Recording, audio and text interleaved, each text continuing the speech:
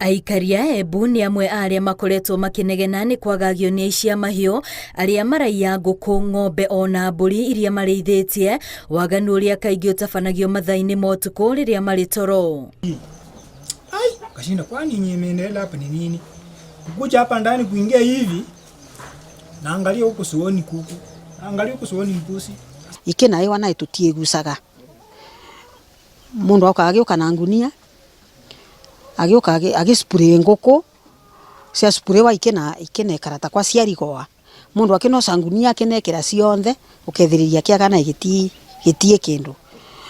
David Munene ũrĩa nĩ mũtaaramu wa mĩtambo ya kĩrĩu augĩte gĩkĩ nĩkĩo gĩtũmi gĩake kwambĩrĩria ũthundũri wa mũtambo ũrĩa ũnyitithanagio ciugo-inĩ cia mahiũ maya na ũrĩ na ũhoti wa kũruta inegene rĩrĩa mũndũ ahutia kiugo kĩu. Cables za kupitia chini kama unataka ikuwe cabled system, kuna infrared system ambayo inatuma signal through wirelessly kutoka kwa boma ama kwa nyumba ya ng'ombe, mbuzi ama ya kuku directly mpaka kwa nyumba yako.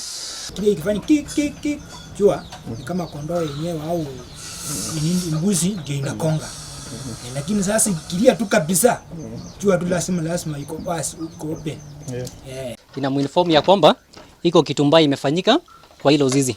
So kama yeye ni mwenyewe amesikia la mwimelia usiku, atajua ya kwamba there is something weird that has happened there.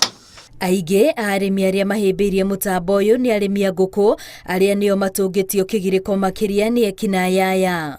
Kĩrĩa tũregua twĩ comfortable tondu twavinga tukina mama rĩu mundu akavutia murango nĩ turamenya tũngĩa gũtiga tutavingĩte murango ũyũ nĩ turamenya ugagukorwo tai muvinge nĩ tukumenya tondu no nginyagia twire gwĩ kĩndũ gĩtarĩ kĩvinge. Rĩu nava rundi kuga ka kwĩ mundu wĩci ũguo.